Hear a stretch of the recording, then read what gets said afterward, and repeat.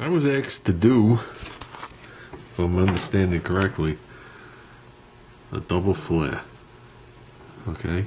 I'm going to do a double flare using this, which is the hydraulic unit, and then I'm going to do a double flare, as Norton would say, the old-fashioned way, zips it.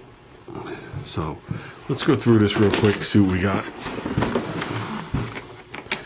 This is definitely a nice unit. I don't know if they make nicer ones, cheaper ones, I really don't know. This is the only one I've ever used. You have the little, I'm going to call them jaws, because I think that's really what they are. Okay, this is going to give me a 45-degree inverted 3/16 double flare.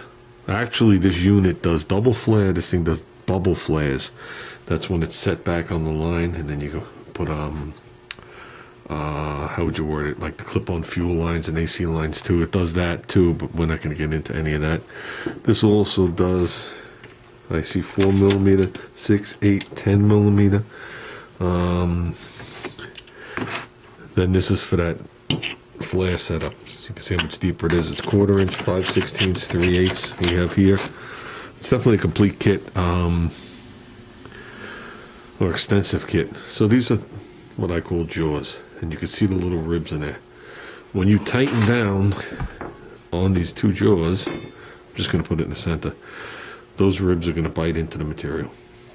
Okay, it doesn't matter if it's copper, NiCop, which is nickel copper alloy, doesn't matter if it's aluminum, doesn't matter if it's steel. Either way, these things are pretty sharp and they're going to bite in.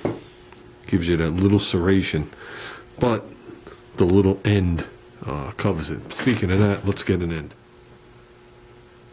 Okay, here's several ends. All of these have a 3/16 center hole. Okay, but obviously thread sizes are different. These are actually the same except one's deeper. So all 4 of these are different. And if you remember, I bought the kit and it came with 2 of this size, 2 of this size, 2 of this size, and I think 10 of this size. And it's supposed to be a kit so you could do your whole car, because the master cylinder, the openings in the master cylinder might take a 3/16 line, or possibly bigger, could be 5/16. But the openings are bigger. I forgot what I said there for a second.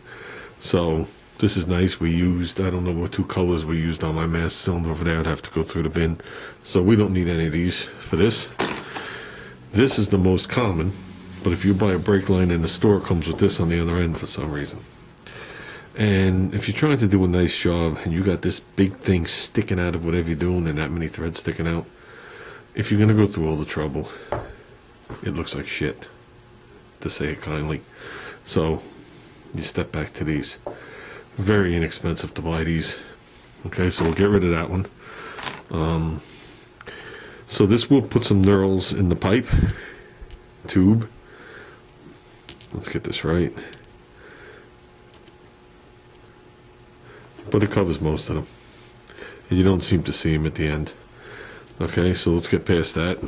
Okay, when you do a piece of pipe tube, there's a difference between tube and pipe. Okay, you got to remember, like this is open on both ends, it doesn't matter, but you got to remember to slip this on first. Okay, and in the right orientation. And what I'll do is I'll put it up a decent amount, and I'll just put a piece of masking tape on there to hold it. Okay, so instead of saying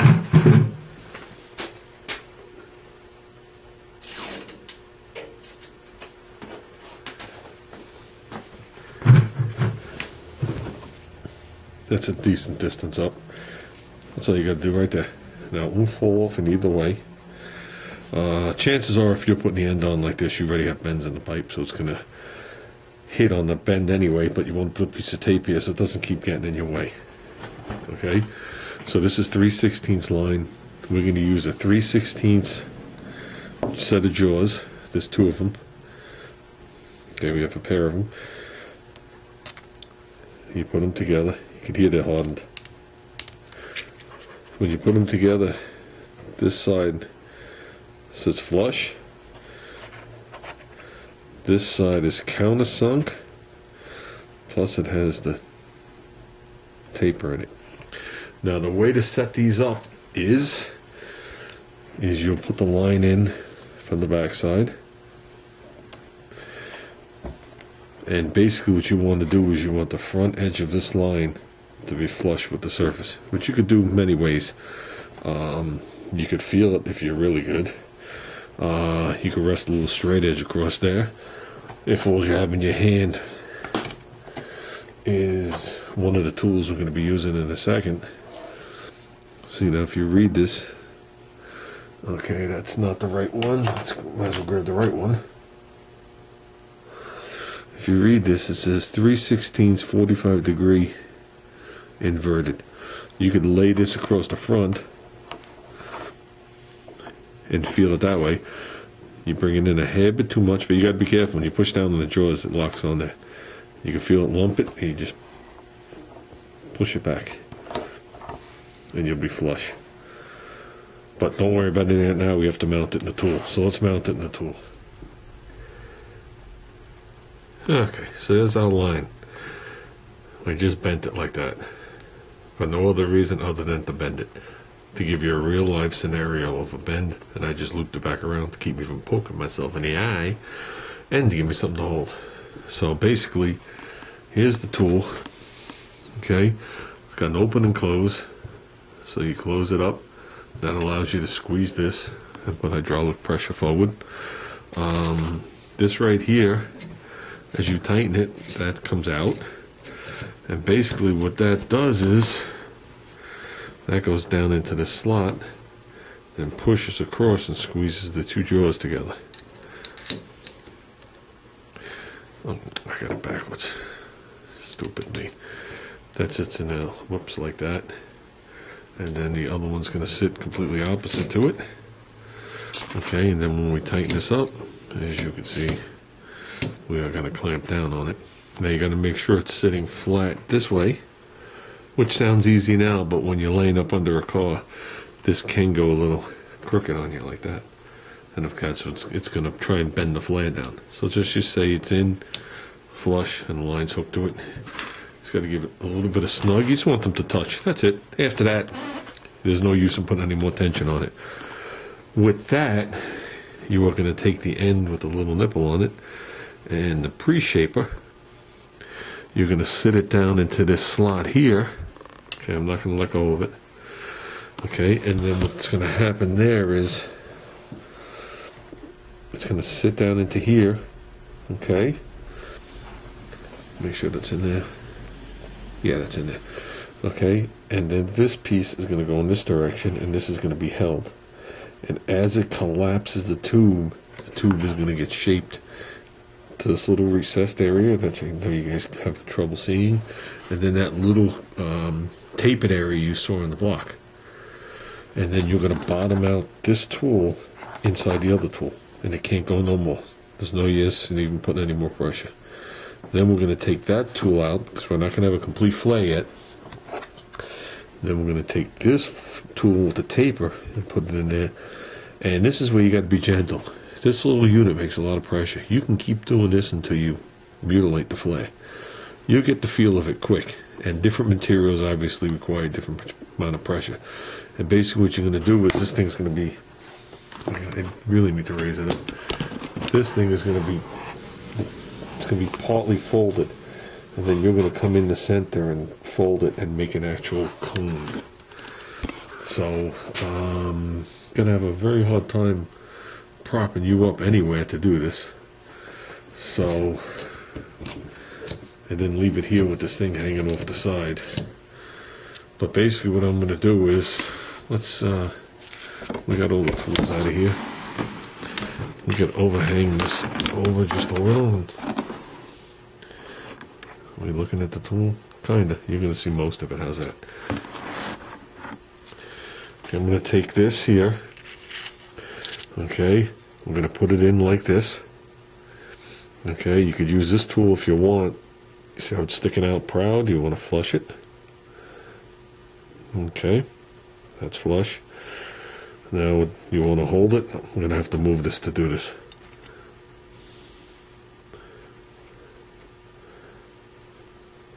Obviously you want these to be lined up. The only reason this is touching is because the other side's spread apart. Now we're going to take that unit as a unit and we're going to slip her down into here without the pipe moving, which I think is the hardest part. You get used to it quickly. I'm going to hold it with my fingers and I'm tightening that thing.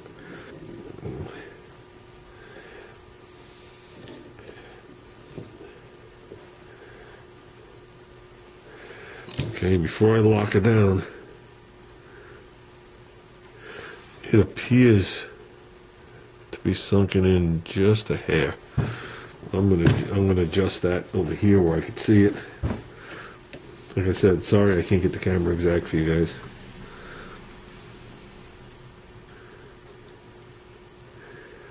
I've learned the hair either way does not matter, but you don't want to go too far out.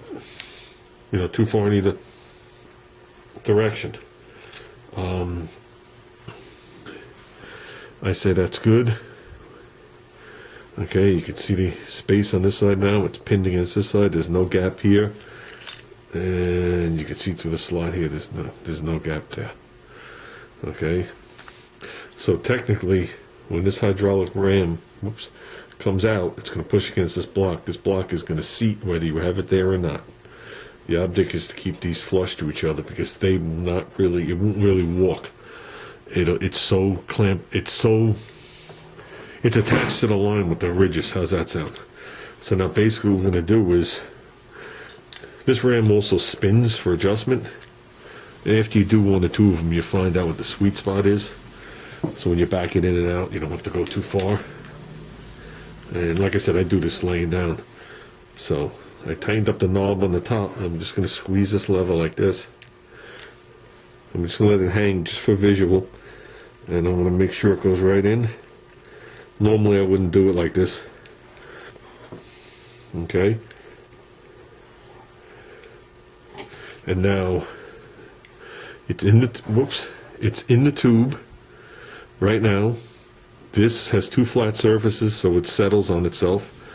And this is going to slip down into the bore down in there. And basically what I'm going to do is I'm just going to squeeze this handle gently. It's real easy to do. And you can see it going in. That's more than enough. And we're going to just back it off using this knob. Okay, and this is spring loaded, so it comes back. You take that piece out, and I can't take this out, so then I'd have to reset it up. But if you look, you got part of a flare. Maybe I'll do one right after this, and you can see what I'm talking about. And now what we're going to do is we're going to switch over to the taper.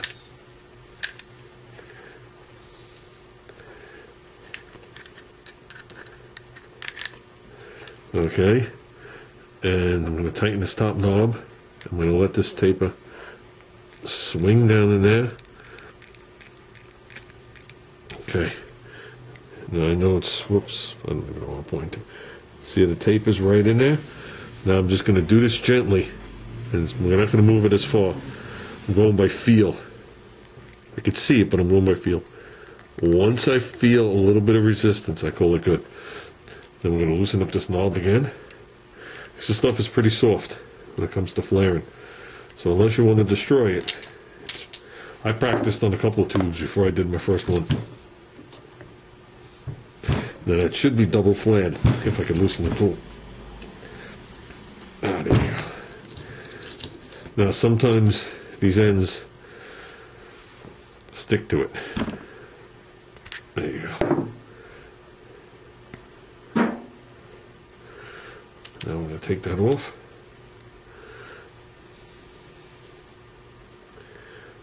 And you got a nice double flare. And you can still see just some of the lines ever so slightly. So, should not leak. Here's why I prefer this stuff. 2 reasons. A, it's pretty realistically easy to bend. Okay, line of this thickness, regular steel is very easy to work with also. 2, if you have a fitting that you're screwing it into that has been screwed into multiple times, that fitting is no longer a cone shape. It's a cone shape with a step in it. From every time you wedge it in there, it actually builds up a little wall. Okay, this will conform to it a little better than the steel will. Stainless steel is actually the worst because it's the hardest. Okay, so after you get done making a stainless steel flare, this is much harder than what you're screwing it into.